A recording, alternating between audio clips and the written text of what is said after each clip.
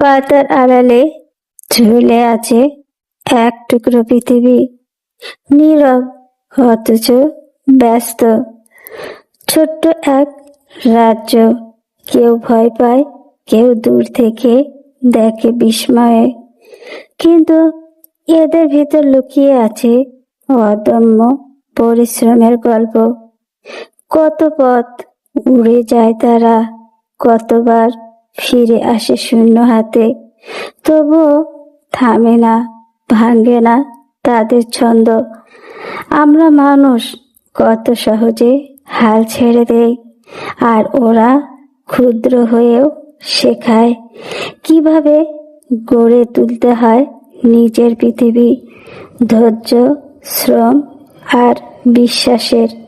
তাই আজ ভয় নয়, শিখে নাও ওদের কাছ থেকে নীরবে গড়ে তোলার শক্তি।